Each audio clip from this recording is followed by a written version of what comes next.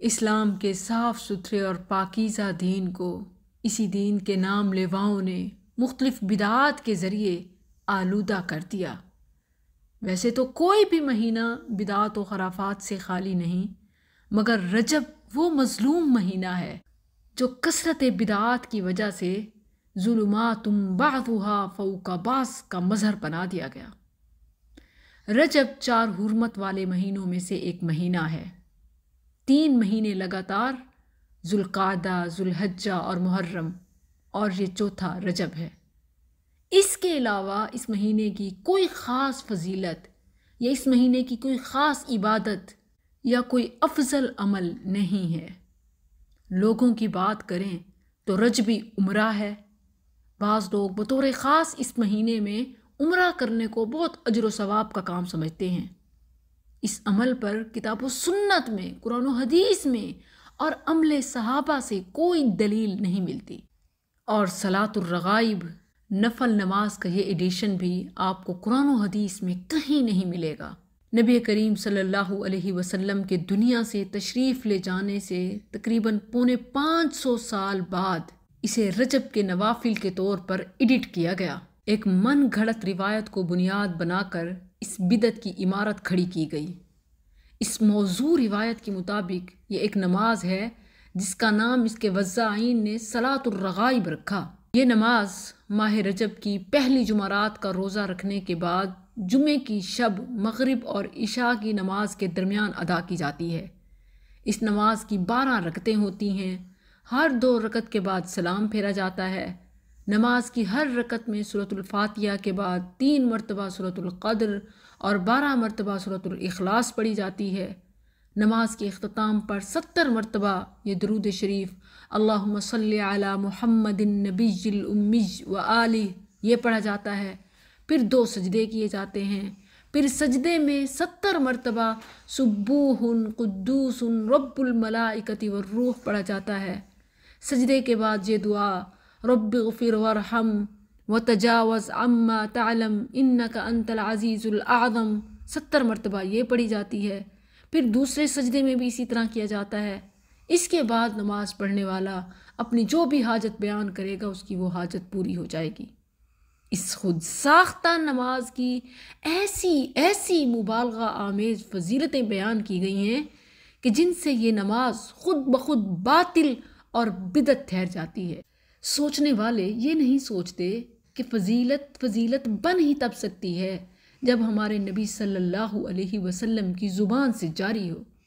بھلا وہ فضیلت اور اس اجر کی گارنٹی کہاں سے کہ جس کا عہد رسالت صلی اللہ علیہ وسلم میں کوئی وجود ہی نہ ہو۔ فضیلت نمبر 1 کہ نماز کی ادائیگی پر نمازی کے سارے گناہ معاف کر دیے جاتے ہیں، خواہ وہ سمندر کی جھاگ اور درختوں کے پتوں کے برابر ہوں۔ وہ روز قیامت اپنے خاندان کے 70 افراد کی سفارش کر سکے گا۔ اس نماز کا ثواب جب قبر میں آئے گا تو صاحب قبر اس سے کہے گا تم کون ہو؟ اللہ کی قسم میں نے تم سے زیادہ حسین، خوشگفتار، خوشبودار جسم نہیں دیکھا۔ یہ کہے گا میں تمہاری اس نماز کا ثواب ہوں جو تم نے رجب کی فلاں رات میں پڑھی تھی۔ آج میں تمہارا حق لوں گا۔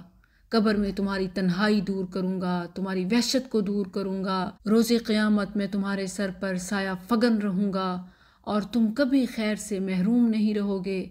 پھر وہ خوشخبری سنائے گا کہ آج تو میری وجہ سے عذاب قبر سے بچ گیا ہے۔ علامہ ابن الجوزی نے اس نماز والی روایت کو موضوع یعنی من گھڑت قرار دیا ہے۔ سب سے پہلے یہ نماز سن 480 ہجری میں بیت المقدس میں ادا کی گئی۔ اندازہ فرمائیں کہ جو عبادت عہد نبوی میں نہ رسول اللہ صلی اللہ علیہ وسلم نے ادا کی، نہ صحابہ کرام رضوان اللہ علیہم اجمعین نے ادا کی، نہ تابعین کرام نے، نہ تبع تابعین نے، وہ عبادت کیسے بن گئی؟ وہ فضیلت کیسے پا گئی؟ وہ چیز جو 550 برس تک دین کا حصہ نہ تھی، اچانک اتنی مدت کے بعد وہ دین کا حصہ کیسے بن گئی؟ شیخ الاسلام ابن تیمیہ رحمہ اللہ فرماتے ہیں کہ صلاۃ الرغائب کی دین میں کوئی اصل نہیں، بلکہ یہ ایک بعد میں ایجاد کردہ بدعت ہے۔ اس کا انڈیویجول پڑھنا یا جماعت کے ساتھ پڑھنا بدعت ہی رہے گا۔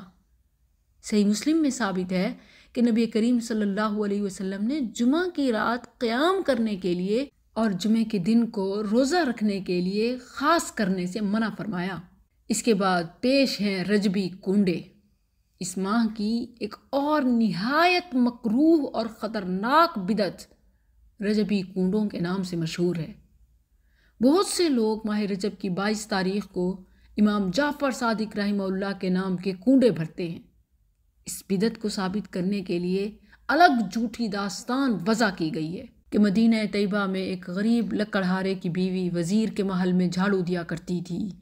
ایک دن اس نے دیکھا کہ وزیر کے محل کے باہر امام جعفر صادق اپنے ساتھیوں سے فرما رہے تھے، جو شخص ماہ رجب کی 22 تاریخ کو غسل کر کے صاف ستھرا ہو کر میرے نام کی پوریاں بنا کر کھیر 2 کنڈوں میں بھر کر میرے نام پر فاتحہ کرے اور بارگاہ الہی میں اپنی مراد اور حاجت پیش کرے، اگر اس کی حاجت پوری نہ ہو تو کل قیامت کے دن میرا گریبان پکڑ لے۔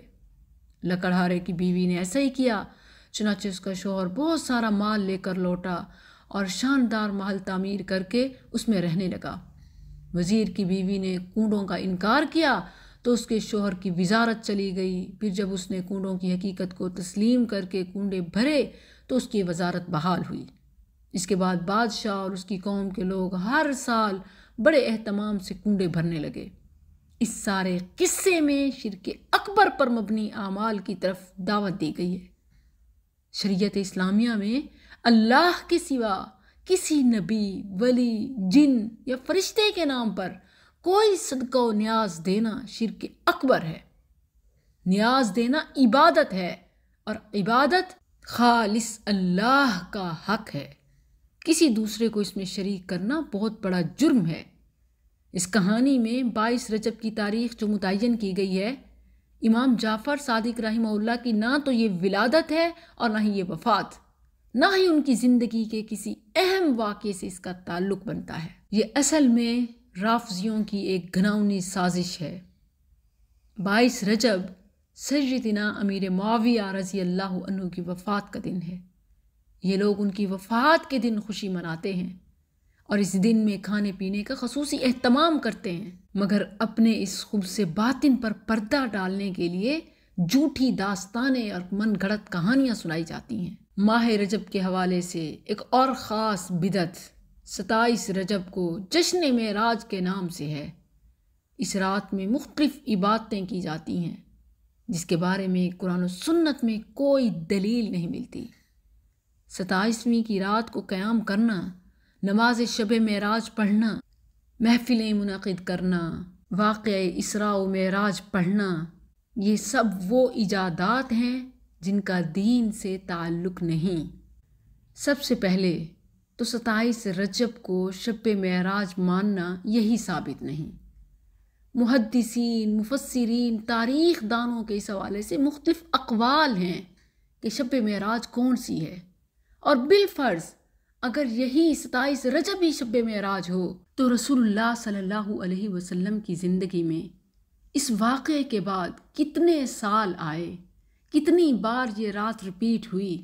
کیا رسول اللہ صلی اللہ علیہ وسلم نے اس کی یاد میں کچھ خاص کیا؟ صحابہ کرام نے اس کی یاد میں کچھ خاص کیا؟ تو پھر اس کو منانے کا طریقہ کہاں سے کس نے وضع کیا اور یہ کیسے سنت اور افضل ٹھہرا؟